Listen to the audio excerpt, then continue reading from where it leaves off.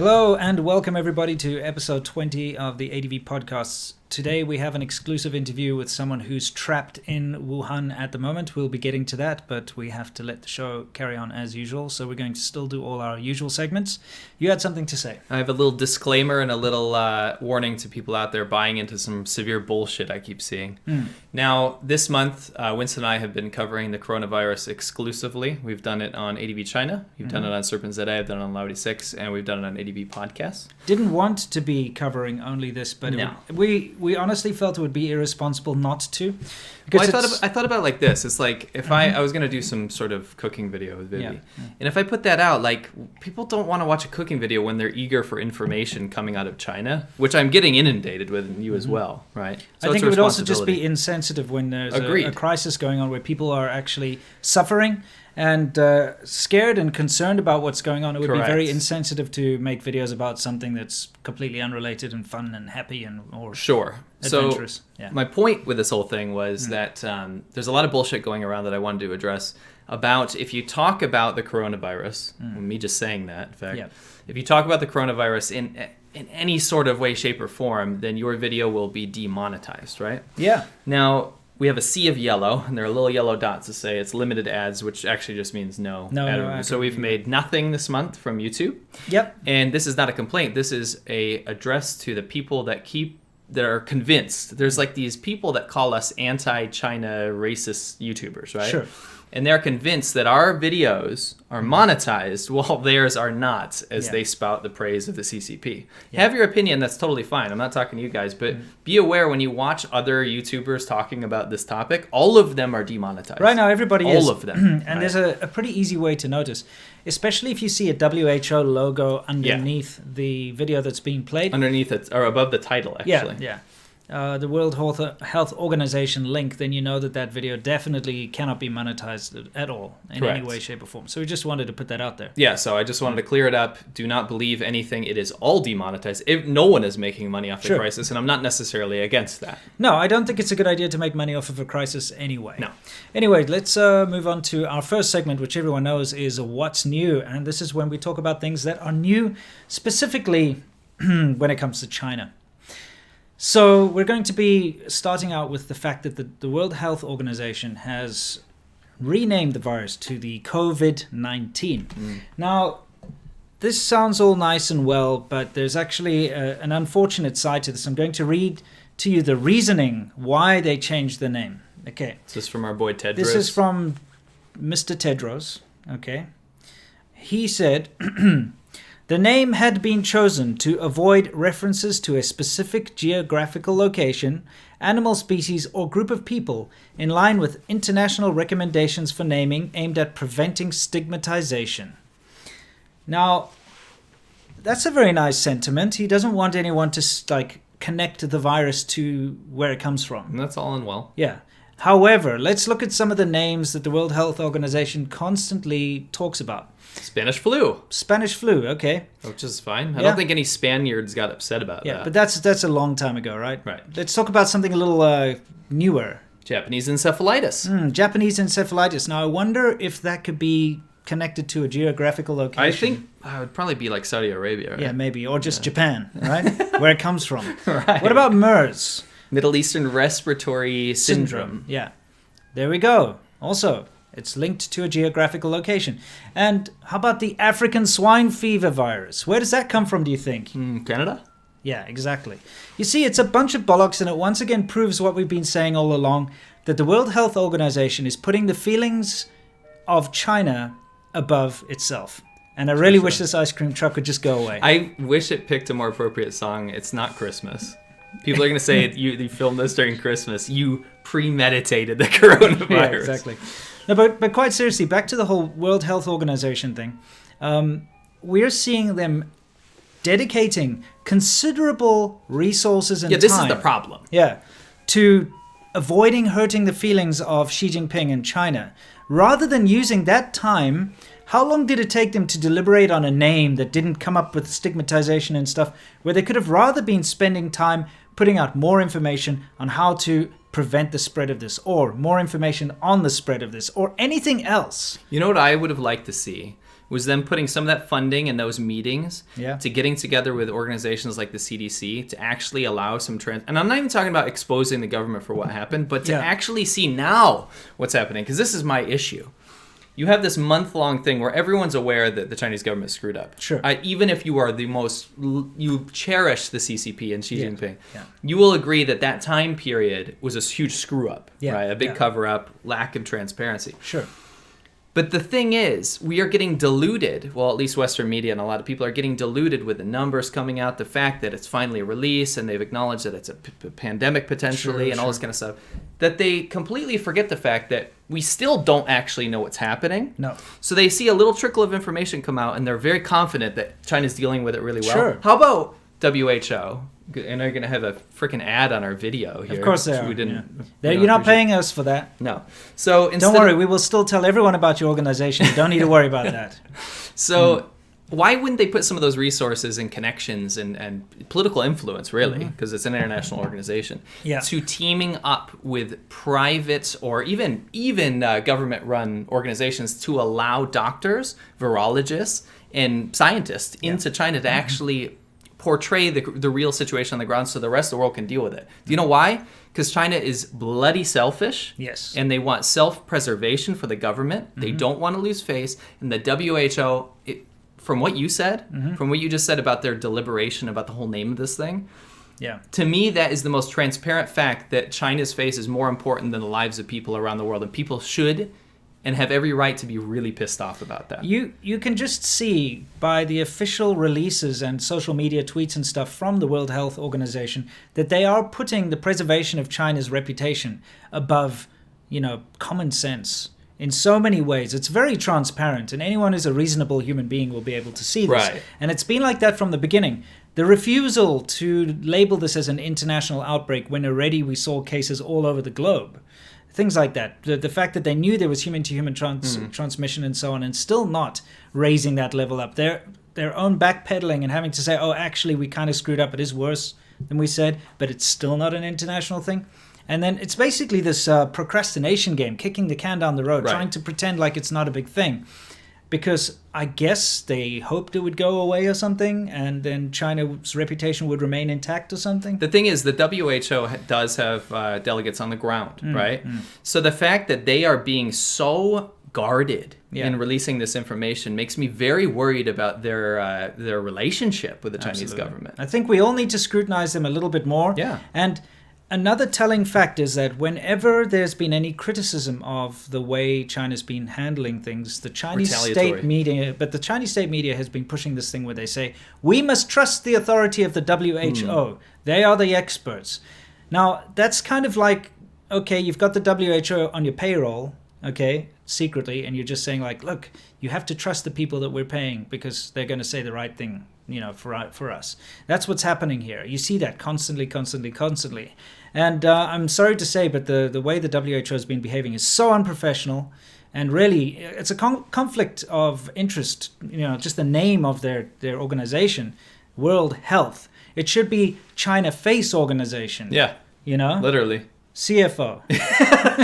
Anyway. If the CFO puts a freaking ad on our video. yeah, that'd be really Honestly, though, like we can't deny the positive impact WHO's had in many cases, especially with Ebola and stuff. But exactly. the current way that they're dealing, the current chairman is acting like a proper Chinese chairman in this way. He is. With Xi Jinping actually above him. Yeah. Right? Shouldn't the countries that participate in the WHO be below the board members that actually make the health decisions, the doctors and everything? Nope, doesn't seem like it. No, they're just an organization there to serve the CCP pretty much at this point. And I know it sounds, and yes, I'm blowing things out of proportion, but you have to see it clearly from a different perspective here.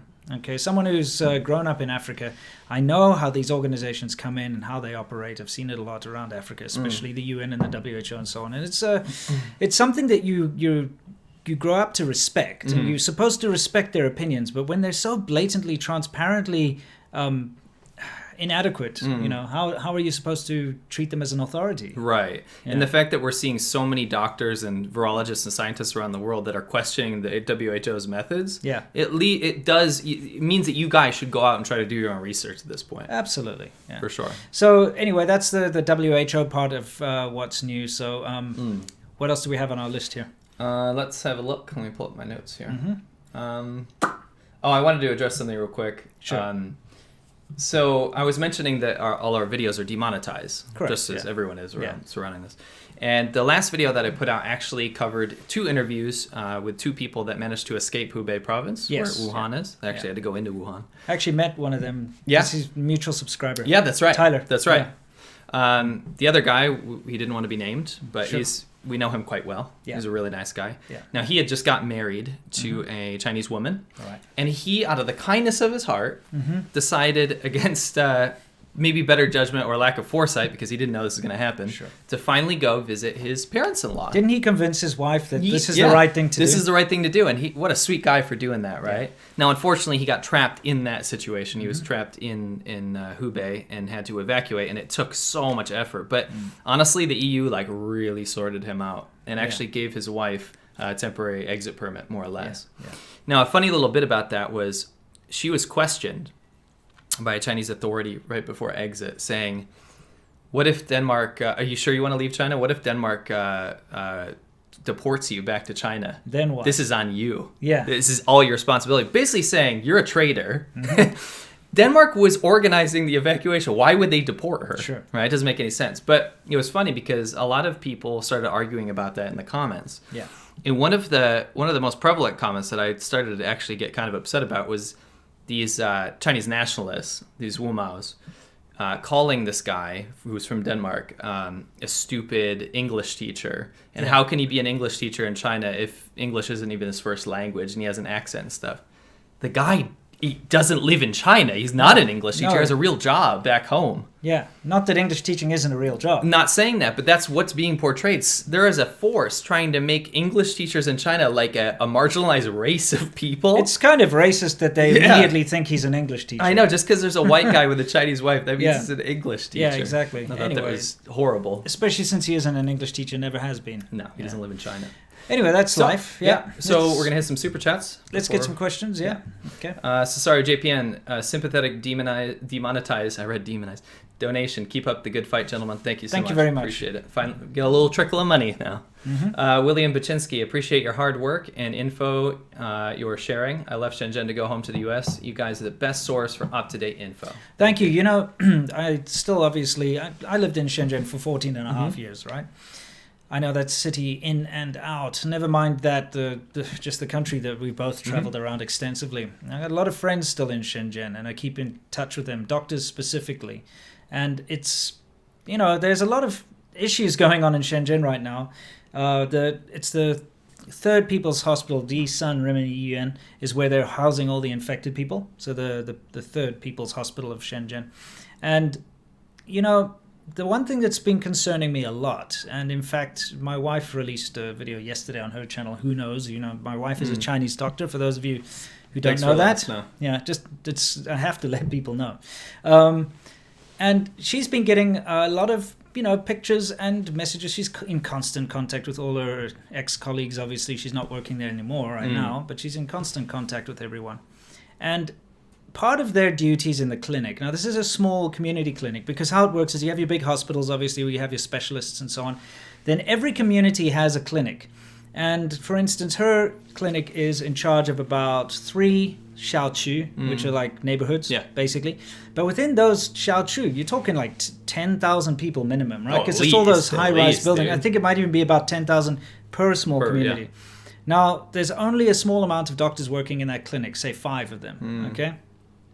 Now, they have to deal with people that are sick that are coming in all the time. But on top of that, what they have to do, and it's a government mandate, is they have to go into people's homes in those communities. Anyone who's been reported sick or who is called in with a fever or something, they have to go and constantly monitor them. So once a day, they have to go and visit these people that are potentially sick. Right. Take their temperature and all this. But because of the lack of medical protective equipment, they're doing all these like inventive things. Like it's quite funny because my wife showed me a picture yesterday. She put it in her video. And it's actually 2 of my former students from when I was training. No doctors. way. And one of them is wearing a shower cap.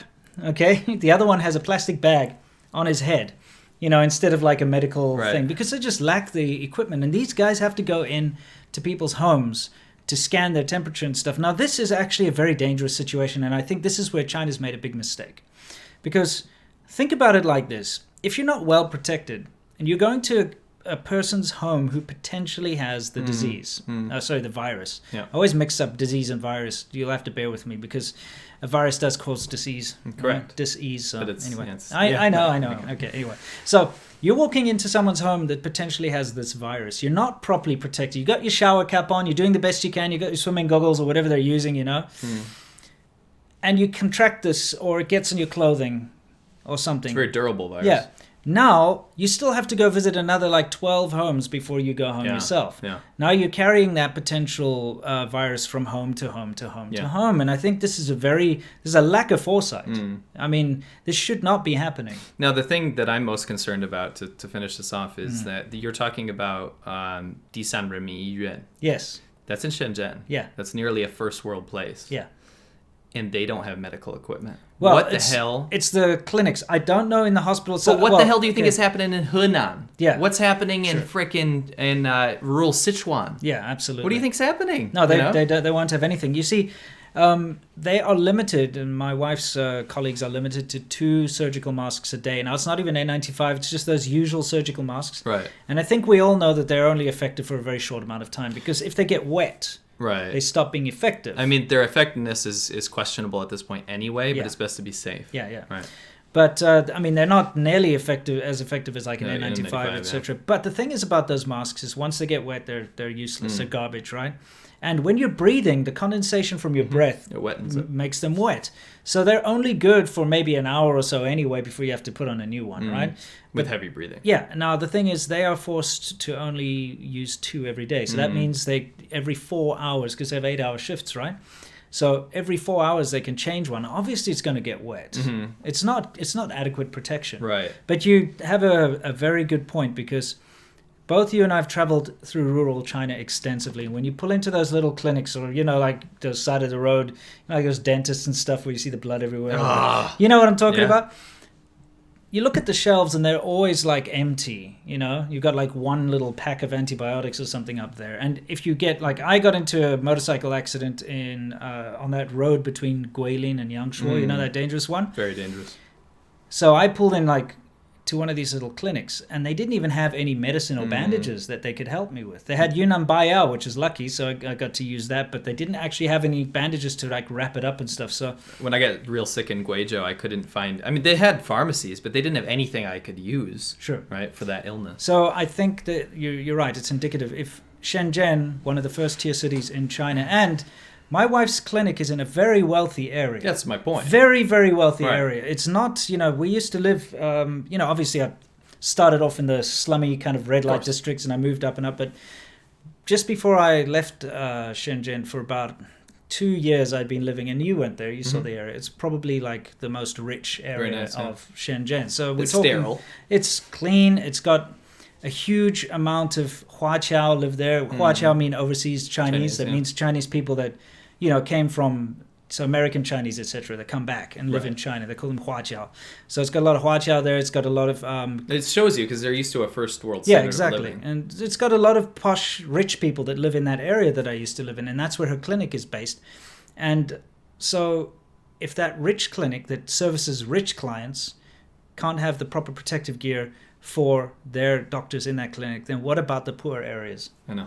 Yeah, anyway, that's my thing. Check out my wife's video, by the way. It does give you a little bit of insight. And also, to round that out, go check out our last ADV China video if you want to find out how to actually help people in China, because it's dire right now. Yeah, absolutely. We did some donation stuff to test it out. Didn't go through. Yep. So we found a new way. And Update on that, by the way. We still don't have any word back.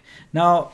Now, as some people have pointed out, most of the kind of delivery services have been shut down in China.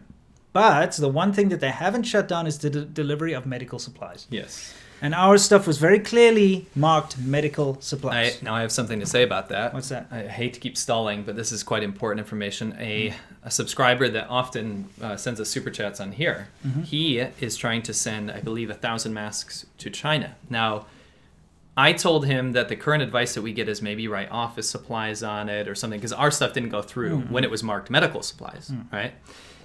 So he talked to a woman he knows over there who said, no, definitely write that it's masks because the government told us that's what you need to write on it.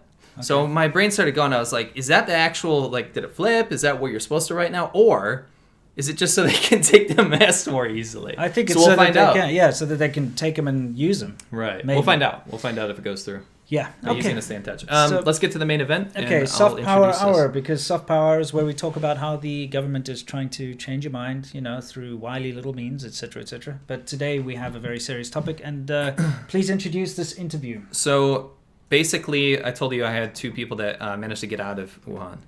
We scored an interview with a woman that is currently stuck in Wuhan. Yeah. And I actually, Winston, I don't want to interrupt this too much. Right.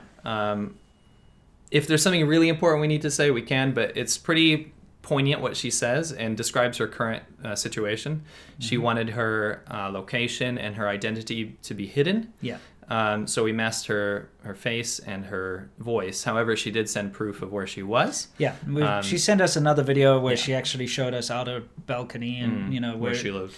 Where she lives, etc. But you see, right now, I'm sure a lot of you out there know how dangerous it is to be reporting about these kind of things when you're inside of China.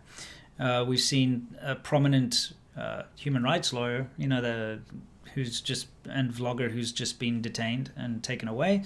We've seen people being arrested for reporting and disappeared. Being a foreigner within the center of all of this, if your identity is discovered, you're either going to be deported, or you're going to be detained, or you're going to be blacklisted, or your visa is going to be cancelled, or something's going to happen. So we respect her right to privacy, and we're just going to have to let this play. But we sent her a bunch of questions and asked her to reply to them in a video. Yeah, we're working with the software. We're like, if we have her live, how are we going to hide her identity? Because she requested that. So we just sent her the questions. We went back and forth probably 10 times. Yeah. So we're just without further ado, she is in Wuhan. We're going to roll this, and like C-Milk said, we'll pop in every once in a while just so that if we need to say something. So without any further ado, here is our inside source in Wuhan at the moment. Hey guys, I am in Wuhan. I'm here for the same reason that many people are here. I'm teaching. So there's really nothing special about that. I want to tell you a little bit about the timeline, about the progression up to this point. So I started following this news when the rumors started going around. And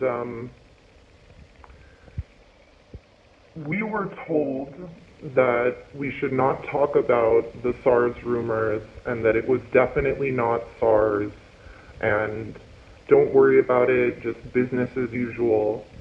On, I think, December 31st, when the WHO, the WHO, was notified, then a lot of us here started following this news. And for about 3 full weeks, we were being told there was no clear evidence of human transmission and that there was really nothing to be concerned about. Leading up to, I believe it was January 22nd, leading up to that day, there were really not that many people wearing masks. I go outside a lot, normally, not now. There were not very many people wearing masks, and I would say the level of public concern was extremely low.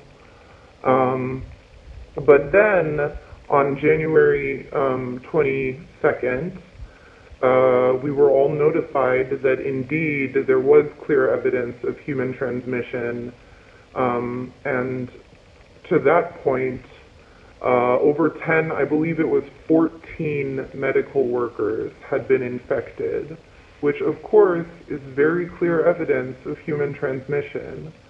So that's obviously something that was concealed. Personally, I believe it was deliberately concealed. I don't think it's an accident that the quarantine order went into place like a day before the federally mandated holiday.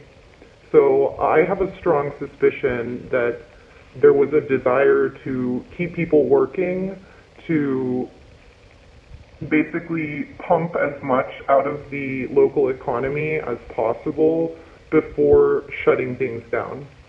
So I don't have any evidence of that, obviously, but that's my conjecture. After the quarantine order went into effect, people freaked out. Actually, starting on the night of January 22nd, there were absolute just wild, uncontained hordes of people flooding into the hospitals and panicking. I'm sure everyone has seen those video clips. There's one in particular I remember where there's a nurse who's screaming at people like, if you're going to act like children, then we're not going to be able to do this, and you all need to be good and listen up, Pinghua. Yeah, and she was yelling at them to get back and make an orderly line, and it was galling, it was horrifying to see. After the quarantine order went into effect, we were told, don't go outside, it's very dangerous. But things have continued to get worse. So initially, none of the communities really had any safeguards in place to actually stop people from going outside. But now it's been 3 weeks, and most communities have blockaded, and I mean literally, they've built walls at all but one exit. And in my particular case, the exit that is open is rather far from where I live. So we're also restricted, like if we want to leave the community, we can only leave once every, I think it's 3 days. I haven't been trying to leave because I'm scared. I'm not in good health. So I am very afraid of going outside. Yeah. I think we should talk a little bit about what she said there, especially Make us big. Yeah, in the beginning, you know, the big panic and rush to the hospitals. I've shown clips before, but this is a real thing. I don't really understand the mentality behind this, but hospitals are always a very popular place to go in China. And if ever you've been near a Chinese hospital on any given day, especially in a big city like Shenzhen, the traffic is lined up, people trying to get in there. It's always full of people. And it's not necessarily that they're sick or anything. I think they're just going in to get something done because they feel like it's something that they want to do. But rather than digressing here, let me get back on point. My wife sent me a clip when she was doing immunization. You know, immunization days come and go, you know, and certain times where parents have to bring their kids in to be immunized against flu or whatever, all the usual kid immunizations, but it's scheduled, right? So you'll have certain days where it happens and certain times. And people line up from early morning outside the doors like Black Friday. And when they open those doors, they get almost trampled, the nurses that open the doors, by the parents rushing in with their kids to get immunization. It's a mad free-for-all, because in China the population is so big that if you don't act, if you don't get there first, if you don't push in line, if you don't get to the front, you lose out. That's the thing. Everything will be gone by the time you get there. So I can understand how all of a sudden, when they finally, after like months, 2 months almost of blocking all the information out, they finally come out and say... That's what I was going to say. It's like a lot of people are saying that people like us that are continually talking about how dangerous this could potentially be. Yeah. And that they understand the government's, position on this, why they like didn't tell everyone because they didn't want panic. I understand that panic is very, very dangerous, especially in China. However, it's that timeline. It's not like the Chinese government should have gone out after a month and said, we're all going to die. Yeah. Right? Yeah. You probably should have dealt with it from the beginning. We're trying to point out the mistakes of how it got to here and now. Sure. Right? Exactly. We don't want panic either. No, Of course not. So what she's saying is correct. Yeah. Because when the news finally broke, when they couldn't contain it any longer, when they couldn't keep pulling the wool over everybody's eyes, people started to panic. And of course, that's probably led to mass amounts of transmission, because if everyone's crowding and shuffling and rushing to get to the hospital to get checked or whatever, Right. how many infected people are in amongst the crowd infecting everyone else? And if they were able to deal with that right in the beginning and go to the hospital when there's not tons of crowds there, probably could have put a lid on it. Or if right in the beginning they said, guys, That's what I mean. This If they disease knew, is right? going around. Don't go to the hospital. If you have a problem, you call us and we'll come to you. Right. Because those mechanisms are in place. That's what my wife's clinic does. They have to go to people's houses. So why not? If you've got a fever, stay at home. Make sure that you don't interact with a lot of people. We'll send someone to come and test you at home. That would have been the best way to do it. Someone should make a supercut of all of our content we've made for like 10 years and see all the times we've said, the way the Chinese government deals with stuff is wait until it's way too bad. Yeah. And then the methods they use to deal with it, they look horrible and brutal. Yeah. Because that's what they do. They wait until it blows up. Exactly. It's always Everything. always last minute reactionary Yeah. crap. Anyway, let's continue because she still has a lot to say. Yeah. So we're going to switch you back to that. Let's get you back there. I absolutely think it's worse than what's being reported. And people can have their own sort of conjecture or opinion about why that might be the case. I have very strong suspicions, but obviously I cannot say for a certainty that it's intentionally being concealed or played down. However, anecdotally, there are a very large number of sick people in just my community, including a number of deaths.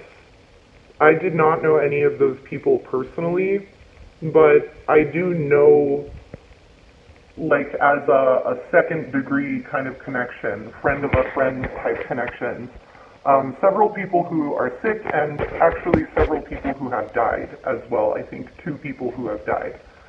So thankfully, no one that I'm personally connected to that I am aware of is sick, but there are also a number of people that I've been unable to get in contact with, so I can't at this moment attest to their safety. Yeah, you see, that's the thing. If you know certain people in your community that have died, that means it's fairly serious. And Your community will have up to 10 buildings Sure. in one thing, right? Sure. But that being said, if you know that someone's died of this in your community, you better be self-quarantining. yeah, the thing is, in Wuhan, of course, it's a lot more severe. Sure, That's of the course. epicenter of this whole thing. But my wife also knows someone whose uncle is now infected with it as well.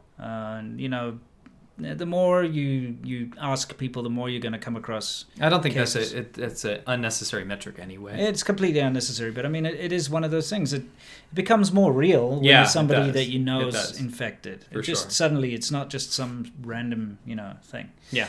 that's true. Anyway, was there anything else we should add on to that? No, I think we can keep Okay, going. we can keep going. All right, we're going to switch you back to her. So here we go. Of course, I've seen a lot of conflicting messages. The main thing that's disturbing me is that when the quarantine first began, we were basically told, like, the peak of the infection is coming in 2 weeks. Well, now it's 3 weeks later, and we're being told again the peak is coming in 2 weeks. So I just feel like that's going to be extended into infinity, and I think it's very likely that part of the reason that mantra is being repeated again and again is to keep people docile and calm. I think obviously, there's a fairly good reason for that, which is that, okay, like on the night of January 22nd, the panic and absolute just like wild, out of control behavior of the public at large really made everything worse, because personally I'm quite convinced that on that night, probably hundreds, if not thousands, of cross-infections occurred in the hospital waiting rooms and the clinics because people lost their shit. As you say, C-Milk, they went ape, okay? People went nuts, just pushing each other and crowding into these very tiny areas to get diagnosed. And at that time, I think it's unlikely that most of them were sick at all, but maybe they got sick that day. People are being told, continue with your online classes, continue with your online work, etc., etc. But I think the light at the end of the tunnel is going to always move 2 weeks away. And I'm not honestly really sure for how long is that going to sort of mollify people. Because at some point, I think people maybe will notice, like, hey, you said the same thing 2 weeks ago, and now you're saying it again. We're being told that we have to report our temperature to some kind of representative from our community every day. And there's supposedly legal punishment if you don't or if you lie. Now in Wuhan and in several other cities that I'm aware of, most recently Nanjing, I think fever and cough medication are now outlawed. Like, they can't be sold by pharmacies because I guess they want to find and catch all of the infected people. There's a definite, witch hunt dynamic to what's going on. Why I didn't choose to leave, yes, I was possibly able to do that, but I had a lot of concern that the process of getting to the airport and in fact being on the plane itself could result in infection. And I think now there's been some evidence to support the notion that that's a reasonable fear, because several of the evacuation flights from various countries had infected people on them. And we don't really know very much about how this disease is transmitted. I've noticed that something keeps happening where there will be a new alarming feature of the disease that is revealed, and then a day or two later there will be an official press release that says, oh, actually there's no evidence of that. But then several days later we find out, no, it's true. So most recently, aerosol or airborne transmission, I don't really know what the difference is between those things. Most recently, someone in Shanghai or something said... Sorry, I just want to jump in here while she's on that point. It's true what she said. Is you see a lot of this backpedaling. Oh, we were just talking about this. Yeah, we were talking about this earlier. Maybe you can explain why we think this is a thing. So, if you guys come from a country that doesn't have one press, the state press, which is most likely true if you're not from China or North Korea right now.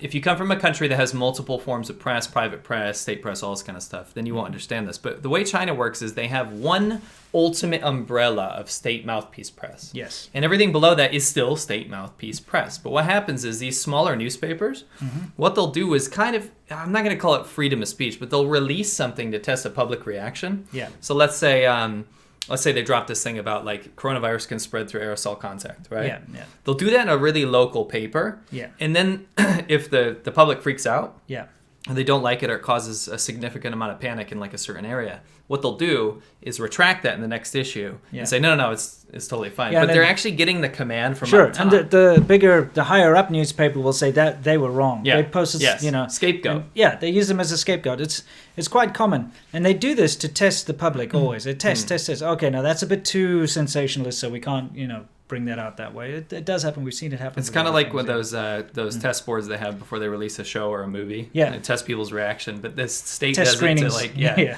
they do it to like just stay alive. Now, there's a lot of things that she's saying there, which is, news that she's getting through WeChat, or she's getting through just other normal news channels like the rest of us. And some people out there might be saying, well, how does she know anything more than we know sitting outside of China? Well, this is a very good indicator as to what's going on in China, is that she probably doesn't know any different to what we are, because they have got such a tight clamp down on what's being able to be said and told and seen. What we can see, though, is her first-hand experience of what she's being told by her bosses and her higher-ups. Don't discuss this rumor. You're not allowed to talk about it, that it's SARS. That's what she was first told. Then it's that was the priority. That was the priority. You do not talk about this. Then the next thing is like, oh, yeah, it's not that bad. It doesn't go human to human. Then it's like, okay, it's kind of bad, but don't worry, it's going to end in 2 weeks. And then 2 weeks finishes. Oh, don't worry, it's going to end in 2 weeks. So we can see a very realistic idea of what's going on from her point of view. And the fact that her community's been shut down and you're not allowed out. Now, this is something that's quite widespread. Even down in Shenzhen and Guangzhou and places like that, they've pretty much shut down. And this has been going on for a while now. We talked about it last time, how they've shut down all the small gardens or communities, and you're not allowed to go out. Well, it depends. There's different levels of severity. There's certain areas now in certain cities where if you want to leave your apartment, you actually have to get a permission slip. Yeah. And only one person from your family can go like once every... To get food. Yeah, is it once a day or... I believe so. Yeah, I think it's once a day you're allowed to go out and come back in. That's it. But you have like a kind of like a hall pass. It's a hall pass. It's a hall pass to get out, but only one person from your apartment.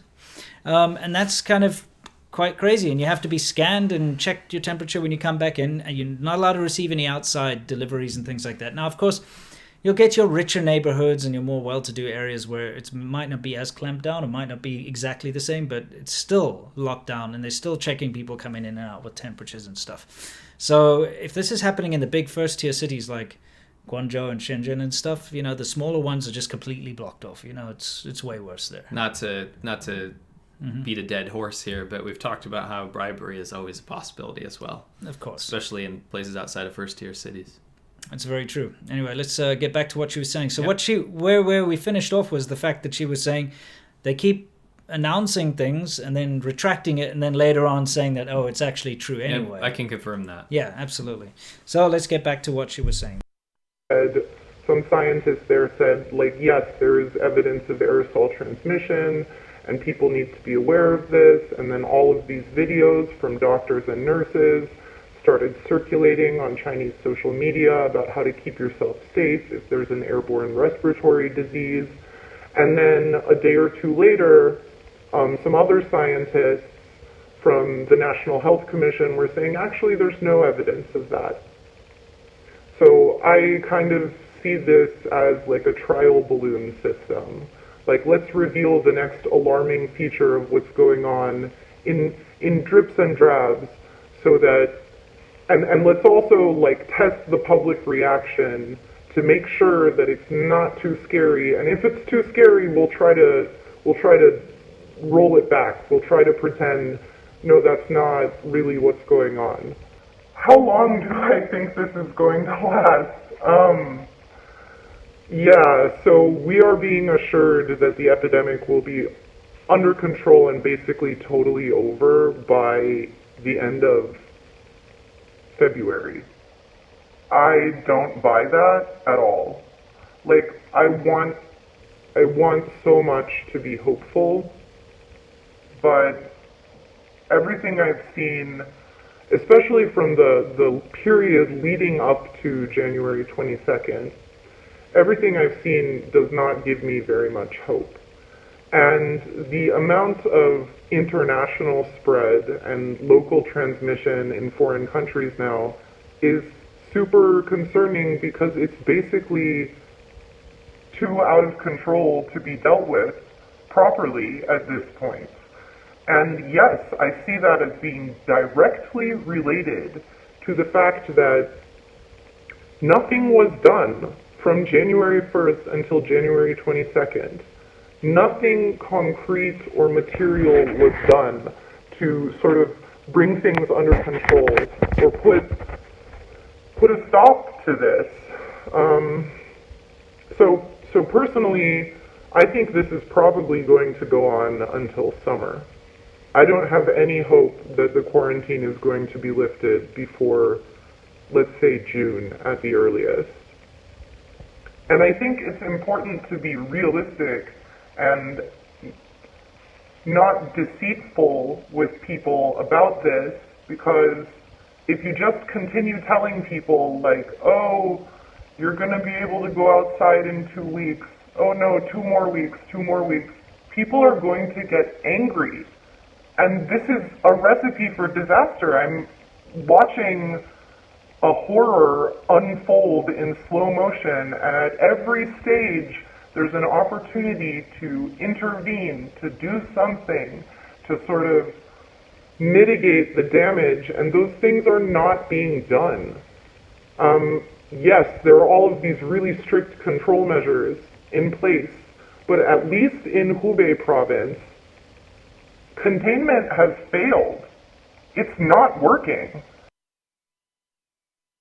Yeah, I think I can agree with her on the fact that it's not working. Well, just by the numbers that we know, that we don't know, that the Chinese government tells us. If they're hyper-containing right now, and that's their success story, right? Look at how bad it is. Absolutely. It's probably a little too little too late. But what they're trying to do right now, and rightly so, is prevent the spread of the virus.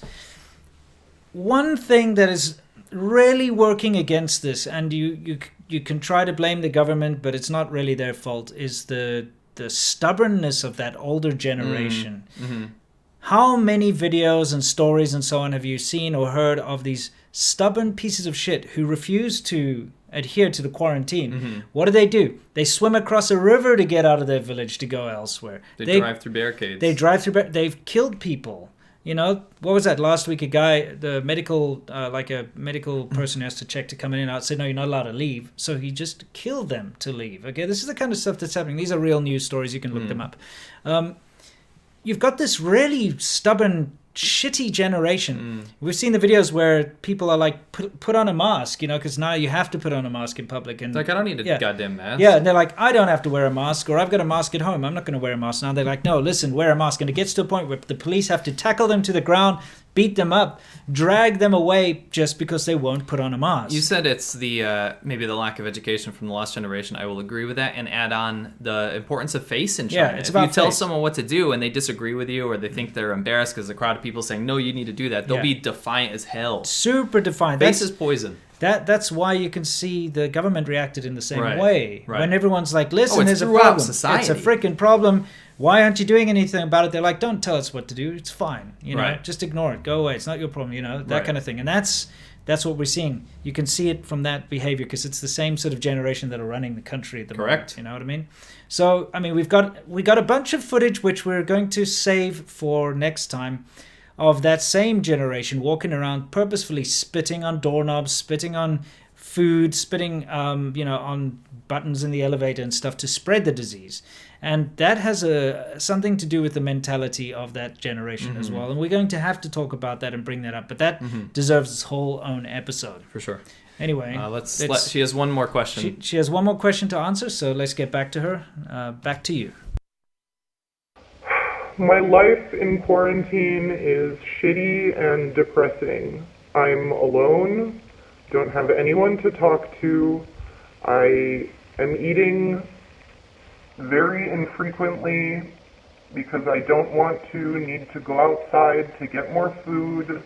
I'm scared, I'm anxious, I'm not sleeping well, and I know from communicating with other expats here that many other people are in exactly the same condition, including a lot of people who had no option to leave, even if they had wanted to. I personally do believe that this virus probably has a similar origin to the SARS virus, which is that it's due to basically extremely awful public sanitation on the one hand, and then on the other hand, these beliefs about eating rare endangered animals, that it'll give you energy or cure your cancer or make your skin beautiful or make your penis longer or whatever. And also, indeed, just rich people wanting to eat rare endangered animals just to sort of, pop their collars a little bit. Sorry, I just wanted to jump in here, and I agree. I actually agree with her 100%. This is a sick part of Chinese society. This idea that eating random animal bits and stuff does something special. It's got some kind of magical powers. Now, this would be all good and well if it was sustainable and it was healthy and safe, but it's not. We're talking about people eating random bushmeat. We're talking about people decimating the world's rare animals, like rhinos for rhino horns and pangolins for their scales and what have you. It's despicable. And things like businessmen, like she said, if rich people have a lot of money, they want to prove they have a lot of money, they pay for things like tiger meat, There are restaurants that cater to this specifically. Yeah. Well, I mean, a couple of years ago, they arrested a Guangdong businessman for, like eating a tiger. He paid for a tiger to be killed, but that's just, he was unlucky and he got caught. But I'm just saying that this is the kind of thing that leads to this nonsense as well, is this. I guess my whole point is, I'm not going to condemn the people that are, I don't know, too dumb to not eat wild meat, or the people that are selfish enough for that. The reason I don't want to condemn them is because the government, if they have the capability, just like the Western media says, look at this amazing government, hospital in 10 days. What other country could quarantine this fast? This would never be as successful in Western countries. Look at the amazing power of the Chinese government. Well, then where's their goddamn power when they're trying to stop the spread of wild meat trade, wild animal trade? Well, because they don't stop it. Here's the thing. It's not illegal to eat wild meat in China. No, anyway. but there are certain things that are banned, right? Yeah. That does not stop them doing it. Sure. You understand? Like, it doesn't stop them at all. They have the power to stop it. They say don't do it because it'll lose face in the international community. But I wanted to link it to every single problem in China. Anything that you think is illegal in China is illegal on paper, but can always be done. Yeah. Look at prostitution. You can find drugs. All the stuff that's illegal that China claims to not have a problem with is rampant. It's out in the open. Right. That's the thing. That's what really pisses me off. Is like if you're in America here, you don't see the illegal stuff out in your face. No, you don't see a billboard that says "Come to this brothel." Yeah. You know what I mean? If you go to like a seedy part of like downtown, you might see a streetwalker. You'll see like maybe a drug dealer or something like that, and that's it's wrong. They're doing something illegal. But in China, where you're shopping for your vegetables with your 2-year-old daughter, there's stickers for prostitutes with like basically porn right there. Everywhere. Yeah, all over I wish the we place. had that clip. Remember that one with like, there's like 50 on the ground? I've still got that. It's downtown. Yeah, I've still got that. I'll be showing that at some point. Okay. It's ridiculous. Anyway, I mean, this is just back to that whole point. What she's saying about the unsanitary conditions. And here's another thing about everyone's like, no other country would be able to do.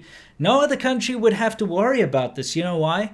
Because we have basic sanitation in place, and it's a cultural thing. It's a societal thing where people are taught to, do basic hygiene, things like washing your hands, don't spit in public, don't blow your nose on the street, don't let your children make your children urinate on the street or defecate. These basic things that you don't find outside of China for the most part. Of course, you do find, India, there are certain places that you do, but I'm saying most countries don't have this issue anymore. And I think we've all outgrown it. I think that's not, if you're going to claim to be on par with Western nations like China continues to do right now. They say we're a developing nation, so we need foreign aid. Then they'll say, no, we're richer than everyone in the entire world. Well, they certainly don't act like it right now, at least the government. So that whole argument that no other country would be able to do this, I think it kind of loses all of its luster when you start to talk about the fact that other countries don't allow spitting in public all over the place, because that's what's spreading this and thing. A myriad of other problems. Yeah, of course. So it is definitely down to lack of personal hygiene. I'm going to stick with this because there's all those weird conspiracy theories about biolabs and blah blah blah. I'm not going to. Until we find out. If it ever happens to be that, I'll eat my words. Me but too. It's pretty much this lack of hygiene, the way that they take, these random animals, which I'm going to go in depth. I'm going to actually show footage in my next I've video seen on it so many Friday. times, haven't we? Yeah, stuff that we've come across ourselves. I'm going to show things that I've actually filmed myself of this weird random animal crap all over China. And they kind of throw them in little cages and they sell them to be eaten in these markets. And they're just random animals that are pulled out of the bush. They're not checked. They don't have vaccinations. They're not clean. They're not given any kind of anything. They're just random. Take it from the bush. Sell it for someone to eat. And this is an argument to, and I will probably cover this, this is an argument to the 90%, let's just say 90% of Chinese people that do not participate in this, Yeah. and probably haven't even seen it before, Yeah. that are defiantly defending China, saying that they don't do that and that's fake. That's the problem, is that the 10%, 5%, even 1% of people are ruining it for you guys. Sure. You're making China look bad, right? And you are, these people are spreading these kind of viruses. We're right? going to get. We'll get into that Yeah, in and I'm going to depth. get in depth in this on Friday. We've got to let her finish what she was saying. She's almost done, so let's get back to her. And I find all of that unacceptable. To put the life and safety of everyone on the planet in danger for those reasons is just, it's unthinkable to me. And despite what the propaganda organs are saying, I personally see no evidence that anything is slowing down. Just today they added like almost 15,000 new cases because they adjusted the diagnostic criteria. Like, why wasn't that done to begin with? Is it possibly because there was a huge number of people sick and dying and it would create mass panic if we just revealed the actuality of the scale of what's going on? That's what I think. Of course, everyone's allowed to have their own opinion. Yeah, I wanna end on a hopeful note, but I don't have one. Things look bad, and I don't see any evidence that they're improving. Well, there it is, straight from the horse's mouth, so to speak. Someone who's actually stuck there in Wuhan at the moment.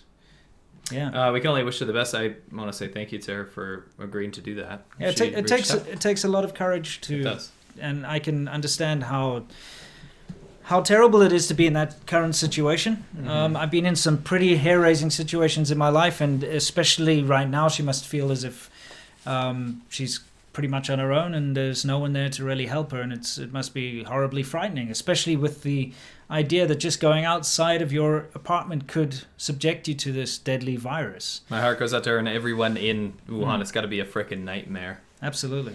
But I think it is time to move on. Yeah, it's time for us to do a couple of Super super chats, and then we'll move on to our next section. All right. Next we have. Let me catch up here. Do you think the lack of any feedback from African states is due to Chinese pressure? Love you guys. There's a problem That's a with big one. there's a problem with Africa right now, and there's a problem with Africa, and that is so many atrocities and bad things go on in Africa. No one ever hears about that, and that's due to the lack of infrastructure, the lack of communication organs, the fact that you just don't have, like in the rest of the world, this very connected sort of thing. You can be driving in even the most built-up parts of Africa, like South Africa. You can just drive a little bit outside the cities and you can't get a cell phone signal, all right? So you have situations where an entire village will die of AIDS, and they'll only be discovered like months later because nobody knew, that kind of thing. So the potential for this virus to, latch on, especially in rural Africa, and not to be heard about, no one knows what's going on, is massive, and I really hope it doesn't get down to that, because it's tough, man. Africans have it tough anyway, and things like Ebola still go on around in Africa. It's not completely eliminated. You still have all these outbreaks. We've got tsetse flies and stuff. We've got stupid malaria everywhere. All these kind of diseases that the rest of the world more or less takes for granted as having already been defeated are still alive and well and affecting people in Africa. And Right. I've seen the devastation that it wreaks Right. in especially the more rural parts of Africa. That's right. So all I can hope is that it doesn't, reach Africa, and if it has reached Africa, that it stays very localized and it doesn't spread. Right. Daniel P. Wow, that is generous. Thank you so much. Half of you guys have to send to support your contacts in China. We've talked about that in ADV China's last video, so if you want to see how to help out, it's not necessarily to send money to us, it's just find people. We actually prefer if you find people and send money directly to them. You can diversify the locations. Any money that's been sent to us with the purpose like this of being sent, we will forward it on. But like we said, we don't want to be held responsible for taking. But I appreciate he's bringing awareness to this in the super chat. This is awesome, and we will make sure your money goes to work. Absolutely. I mean, use it as you guys see fit. We've already, like we said, on the 27th, we sent a bunch of masks that haven't made it through yet, masks and medical supplies. And we've been sending money to our friends that we can trust through WeChat to try and help on the ground. And we're trying to help raise awareness. I think that's one of the biggest things we're trying to do to help, because the more people know about what's going on there, the more we can pressure the Chinese government and the various people like the WHO into stop underplaying these situations and actually make sure that these kind of things don't happen again in the future. Correct. I'll just finish his message right here. Love you guys. Thank you for the passion and effort you guys put into your work, especially during the crisis. I have friends in several Chinese cities and family in Hong Kong, and I'm following closely. Thanks. Thank you, Daniel. I appreciate it. Thanks, Daniel. Do one more and then we'll move on. Jimmy Yamazaki said, Winston, do you see any similarities with the... between the Krogan genophage and the coronavirus? It's not going to render anyone sterile, so I think it's okay. And the Solarians aren't going to come help us out this time. So cool. Last segment. Okay, yes, next segment. Sorry, we have Guanxi Corner where we talk about last segment. We talk about anything relationship-wise when it comes to either personal relationships, romantic, or business relationships when it comes to China. This one's going to be an easy one. Okay. This guy says, I left, or girl, I actually don't know. I left China in November, and I now feel quite lucky. My question is, when foreigners get evacuated from China, what happens when they arrive in their home country? Did a whole video on that. Yeah, you can actually just go see. Yeah, so basically it covers an American, his Chinese wife and son, that got evacuated. They ended up in Nebraska, even though he's from California. Yeah. He had to transfer a bunch of places. And then the Danish guy had to go to a military airport in France, and then Belgium, and then Denmark. But it's a really fascinating story, so go check that out. I actually have something to throw in there, because I got a comment on, I don't know if it was my latest video or one of the videos we made. Either way, I read a comment by someone who's like, you are peddling racism. My Chinese girlfriend has just come back from China, and she's worried that if she goes out, she's going to have to face racism because of stuff you guys say, type thing. And first of all, I'm appalled that you would want her to be going out if she's just got back from China. She should be quarantined. Right. You are a piece of garbage if you're letting her just go wander around in public if she's just got back from China. I don't care if she's Chinese, Spanish, white, black, green, brown, purple, you name it. It doesn't matter who she is. If she's just got back from China, you better make sure that she self-quarantines for 2 weeks. This is not a racial thing. This is a common sense thing, and this is all about making sure this virus doesn't spread. And if you are responsible for that spreading, then you're the bad guy here. Right. And there's nothing racist about staying away from potential hotspots. And I've had this conversation. We've had this conversation a lot. And our Chinese parents-in-law, who are in America, who are here now, they refuse to go to the 99 Ranch because they know people just got off the plane from China. So are you going to call them racist? No. Okay, how about in Canada? There's a restaurant that put up a sign, sorry, we're not going to serve any Chinese people here. Any Chinese students are not allowed to come in here anymore for the next 2 weeks. Racist, right? You know what kind of a restaurant it was? It's a Chinese restaurant. It's a Chinese restaurant run by Chinese people. They had to make a public apology. The Chinese people actually understand the danger of this, and they don't have this racism boogeyman getting in the way of common sense, because they're just inherently just very... Why don't we take race out of this entire virus? Yeah. Seriously. It's got nothing to do... All the way up to the WHO, down to you on the ground. If you're not racist, don't be racist. It's got nothing to do with race. We know where it comes from. It has to do with a country, yes. But remember, you've got... Let me clear something up here very quickly, if you don't mind. 中国人 and 华人. There's two different terms. 中国人 means Chinese as in the nationality, as in I'm a Chinese person from China. Mainland China. I have a Chinese passport. I was born here. 华人 is ethnically Chinese, okay? That's why you like Hua Qiao means, like the bridge, Hua bridge person. Huaren are ethnic Chinese people, so Taiwanese or Hong Kongese or the people in Singapore, Chinese Americans. That just means your blood, right? Ethnically. Your race. Okay. When we say Chinese people, we mean the nationality, so people traveling out of China. We're not talking about the Chinese ethnicity, because that's We don't vast. even need to say. We could just say people traveling from China. I don't Yeah. care if you're white. Yeah, there we go. If you're coming from China, you need to self-quarantine. Yeah, And yeah. be very careful that you don't spread it around the world. Absolutely right. Yeah. Right? Anyway. Yeah. Sorry. Got another one there? Sure. We got to stay awesome. We got screw the WHO. Exactly. Screw the WHO and Tedros. They just need to restructure because it's a good organization with good purpose. Yes. But it is failing right now. They are from what we've seen. misleading so many people and potentially putting so many people at risk because of their stupid rhetoric and they're pandering to the CCP rather than doing their job. You've got one job. Literally. Yeah. Be transparent with the rest of the world, please. Yeah. Thanks for keeping us updated with the truth. Thank you for all your efforts. Keep up the great work, boys. Thank you. Very generous. Appreciate it. I'm sorry. It just keeps snapping. It's because right now we're currently, let's do another one, then we've got our last segment. Sure. Here's some cash for some silver bullets to refresh your minds and bodies so you can keep exposing the incompetence and negligence of the CCP policies. Hope to see a totally free China in our lifetimes. And that's our goal as well. Thank you. That's what we'd really like nice. as well. Yeah. Thank you so much. Okay. Okay. Our last segment, of course, is Worldview, where we talk about everything happening in the world. Sometimes, and most of the time, still got something to do with China. But what do we have for Worldview today? So I'm going to be dancing on a little bit of a tightrope here. Okay. To avoid whataboutism. I'm vehemently against whataboutism. I hate it. Me too. That being said, there might be a sprinkle of that in here, and it's not for the face of my country, and it's not for the pride of being an American. Okay. There is this huge CCP campaign on Chinese media. There's this one woman, I forgot her name. She's got short hair. Another she one. just blasts foreign media, journalists, people in CCP rhetoric in English, in perfect English. Yeah.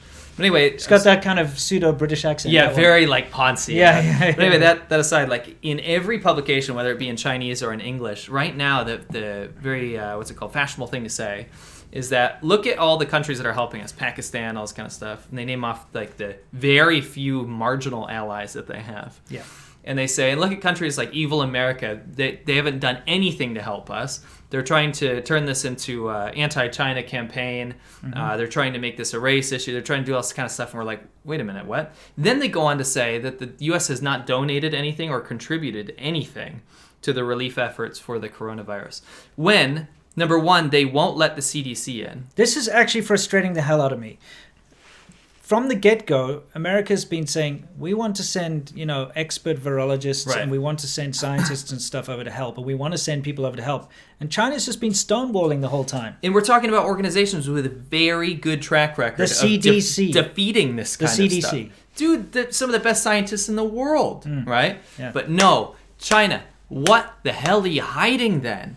Exactly. You can't write sad, piss pieces about how America is so mean because they're not donating anything when they've already extended all of this help, right? It doesn't even matter what their motives are at this point. You accept that help because it's an international crisis, Right. which the WHO said. So shouldn't you listen to other countries? Well, another thing I'm just going to put in here is that they have accepted a task force from the WHO only to go through. But America's still sitting there saying, well, who can we put on that? Can you get back to us? Can we actually put real And scientists they're there? like, America has offered no help. They keep saying that in CCTV, everything. They're like, America's offered no help. Meanwhile, they pledged $100 million. Yeah, America pledged $100 million. One of the biggest, if not the biggest donator of medical supplies for this crisis right now. Yeah. I don't need China or CCP. I'm talking to you guys again. I always do this at the end. I don't need you to say thank you to America. I actually don't care. But what I need you to stop doing is to change everybody's mind within China and militantly turn them against the foreign world at this moment of international crisis. When everyone actually, why don't you practice what you preach? The world needs to come together and stop hating us for this. Yeah, that's what the world's trying to do. Yeah. So let people in, figure out what the hell's going on. And actually maybe show a little bit of gratitude for the hundreds of millions of dollars in medical equipment people keep sending you. And people like us on the ground that are sending stuff. Right? Absolutely. I don't care if you offend my country. I actually don't care. But I'm going to end this with saying, stop lying to your people. Stop spouting all this bullshit rhetoric saying that we shouldn't demonize the Chinese government right now in this time of crisis. And the Western countries are so mean because they won't help us. That's bullshit. Absolutely bullshit. I concur. And at the same time, I wanted to finish off by pointing out this big jump in numbers that we saw. Okay. As everyone knows, yesterday we saw a massive jump. What, 15,000? 15,000, or 15,000 cases all of a sudden, bam. Right. And that's because they decided they're going to change their numbers. Now, they previously decided they were going to change their numbers to not include anyone that was asymptomatic but still infected. But now they've included people that kind of clinically match up to having the virus. Because previously they had to run these test kits, which have proven to be kind of janky anyway. They don't work. They provide false negatives all the time. And they didn't have enough of them, right? They've run out of test kits. So if someone tested positive using one of these test kits, that's like, okay, that's an official number. This is according to what they're saying anyway. I still don't buy it. No. Anyway, now they decided, okay, well, the other people that we didn't have the test kits to test, but we tested them and they're coughing their lungs out. They've got the CT scan, looks exactly the same as someone with this virus. They're dead or they're dying or whatever. Yeah, okay, we'll include those now as actually people that are infected as well. And you better, because there's no way you suddenly have 15,000 cases of random pneumonia, which is what they were marking them down as. Oh, they just have pneumonia. They just have pneumonia. Ah, there's another person. Oh, just pneumonia. 15,000 people. They just happened to go out on a cold day and catch pneumonia. No, they had the virus. You knew they had the virus. You just didn't want to put them in because it would inflate the numbers, and you don't want that. On top of that, the people that are being just dying and being misdiagnosed as having the wrong thing, which has been proven now, those people aren't being counted. The numbers are much, much, much higher than what we're being told. We got to drill that home. Yeah, this is not some like tinfoil hat conspiracy theory bullshit. This is just fact that we can take by looking at the news and seeing what's coming out from real people. And as always, it usually takes a foreigner to bring this stuff out, but a Japanese man died of the virus, okay? And on China. Yeah, and on his certificate they wrote viral pneumonia. Not the coronavirus, viral pneumonia. And it's his family were like, wait, that's not what you told us. He died of the virus. Why are you saying viral pneumonia? So how many people had that on their death certificate? How many people have been burned immediately, because they've been cremating people? The what's it called, protocol. Yeah. Oh, they die. They have to get within 30 minutes. They're supposed to go and get cremated. How many people have been written down as like some other random thing rather than the actual virus, just so the numbers can stay low?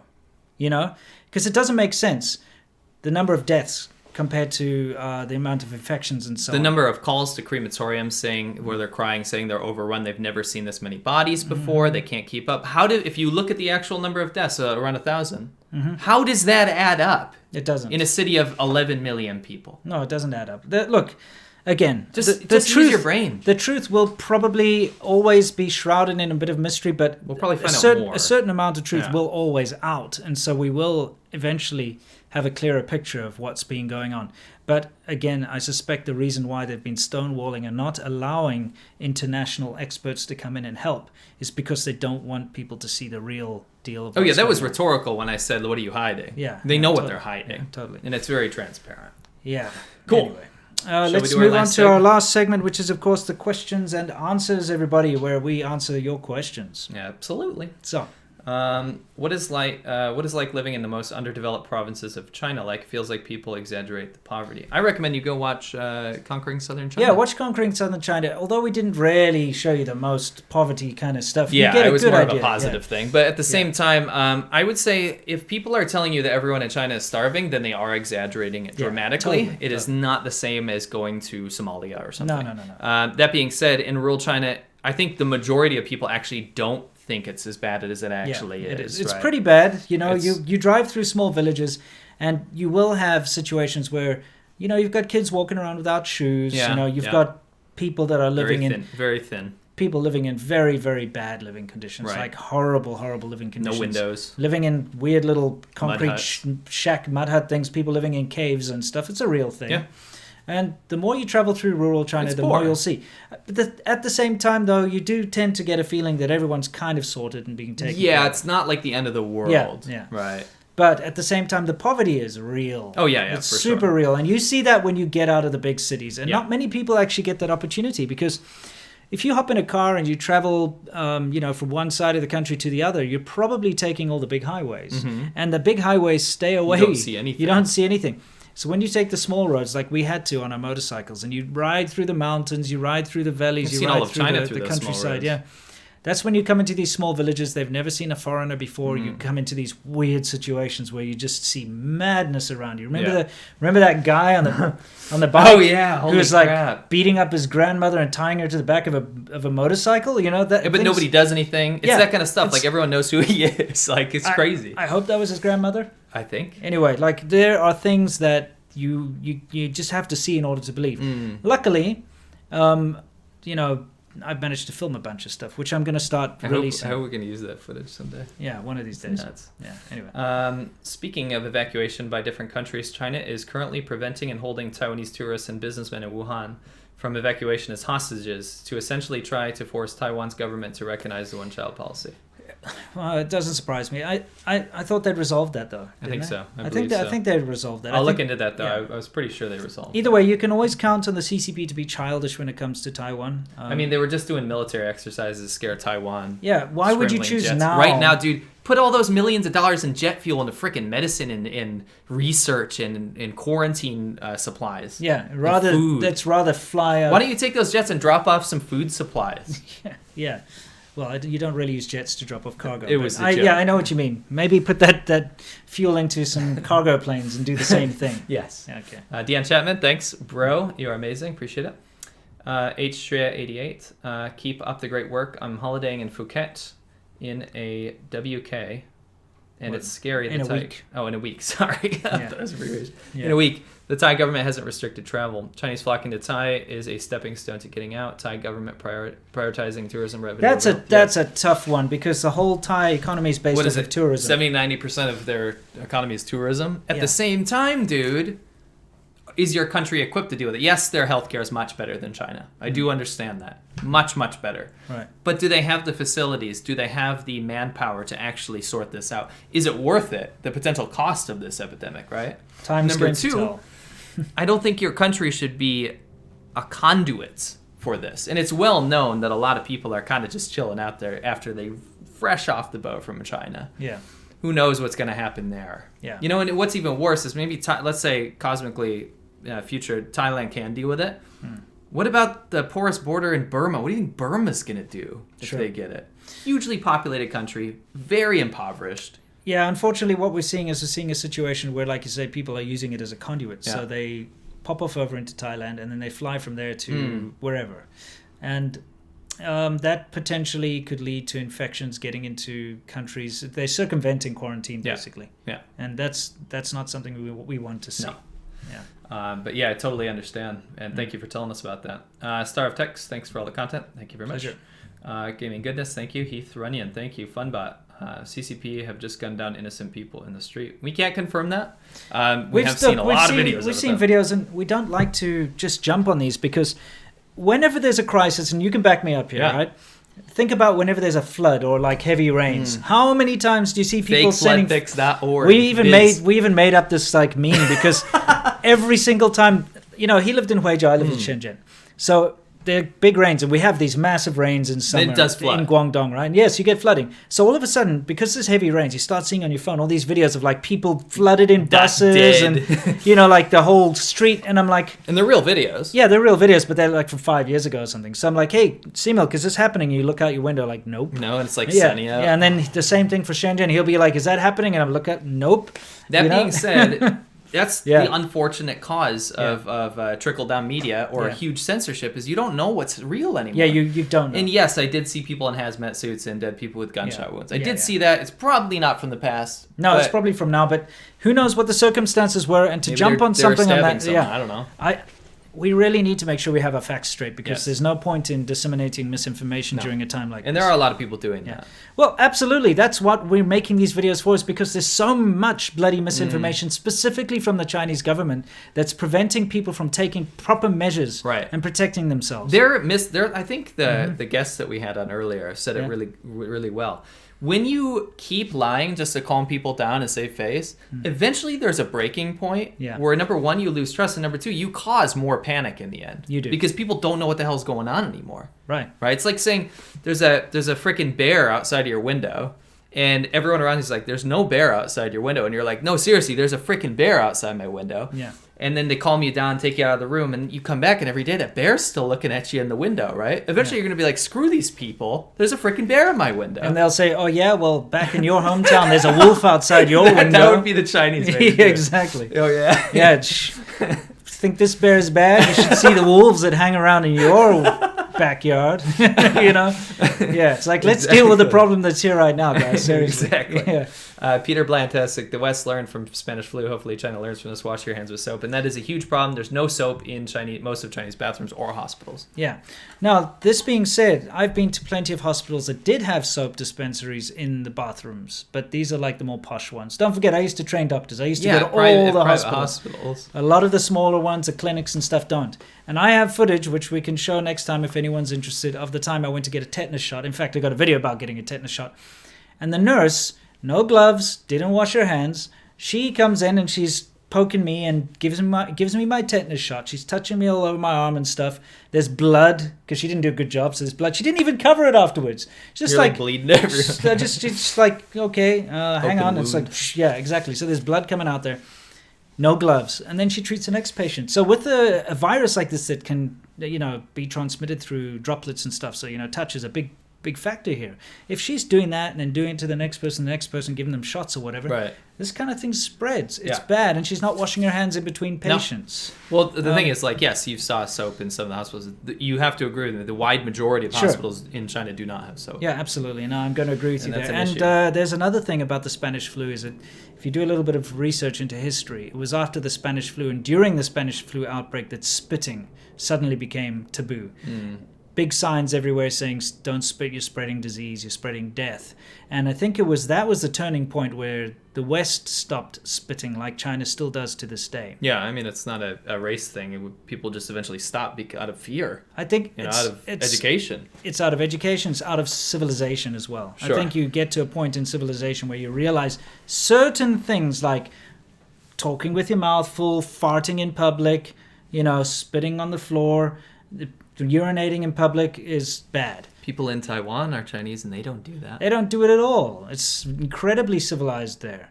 And, there'll be people that are like, oh, I see drunk people pissing on the streets all the time. Yeah, well, those are drunk people. Yeah. Come on. Let them piss. Yeah. Come on. Kevin, thank you very much. Very generous. As I don't have any friends in China, may I ask you to forward a portion of this to your contacts? Thank you. And we absolutely will, Kevin. Thank you.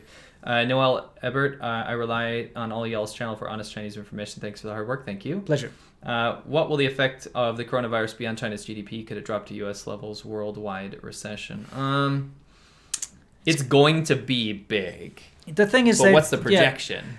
Currently, the GDP figures coming out of China are false anyway, and they have been for years. Yeah. And China even admitted to it. So it's not like we're just this and that. No. Recently, China admitted that up to 30% of the GDP numbers are all false in most of the provinces and stuff. And it's the way the government works. It's the top-down thing. You don't want to misreport. You don't want to report low numbers at the top. The GDP numbers are bullshit anyway. Yeah. And what's going to happen now, and what is happening, is the government has now injected a huge amount of money into the economy to try and prop it up because they know that this is bad. Because factories aren't running right now. People are not working right now. They're losing a huge amount of money. So they're going to keep doing all these false injection, inflation, nonsense kind of tricks that they've been using for years now. Sure. And it's going to keep the numbers looking kind of healthy, but in actual fact, it's going to be a very unhealthy situation, and it may lead to some very bad consequences down the road. Right. Totally agree with that. But again, like, we're not economists. Like, I don't know. There's a lot of reserves and stuff. But the way that the Chinese government's throwing around money right now on other things, it makes me very worried about stability.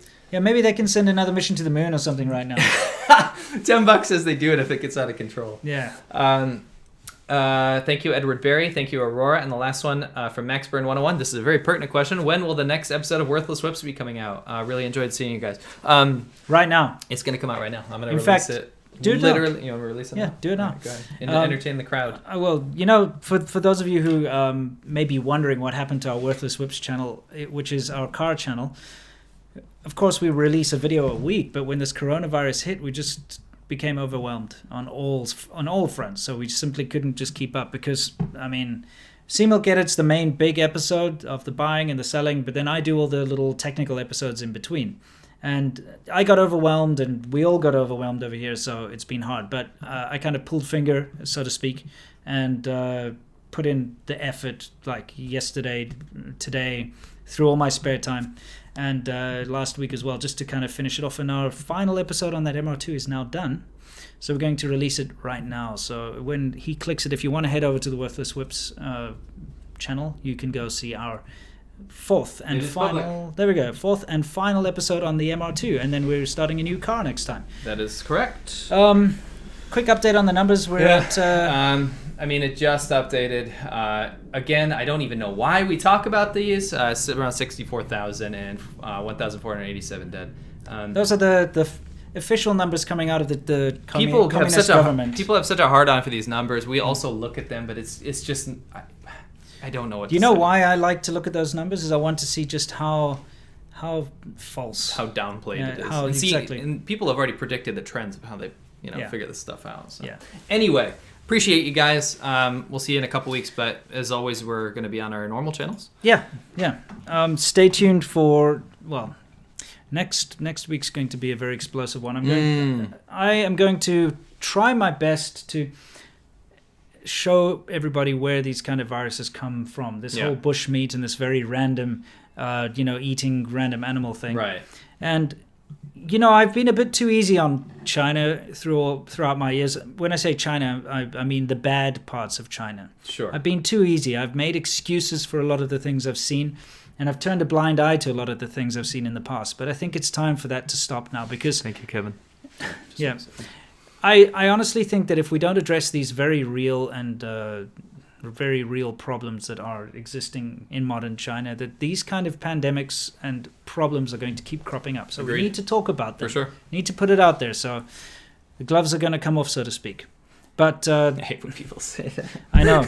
Well, I'm not wearing any gloves right now. So True. wait, the gloves are going to be put on, and then wear surgical gloves, dude. That's appropriate. the gloves are going to. Yeah, not boxing gloves. The gloves are going to Come on. come off. So you're going to infect the world now. No. But yeah, my wife has a special video for you all tomorrow on Serpent ZA channel, where she gives some tips and tricks on how you can keep yourself and your family safe during this time of crisis and viral outbreak and just the flu season in general. I want to say super thank you to everyone that super chatted us today, because that is our only income for this month. Absolutely. And we really appreciate it. So seriously, I really appreciate it. It's one of those things where money's not the main concern for me in making these videos. It never Absolutely never not. has been. So I'm happy to take the hit. Me Always too. have been happy to take the hit. One thing, But it's though, nice to see the support. Let's be honest. absolutely. We still have to keep going. So without that, it would be very tough. Anyway, guys, thank you so much. We'll see you next time. And as always, stay awesome.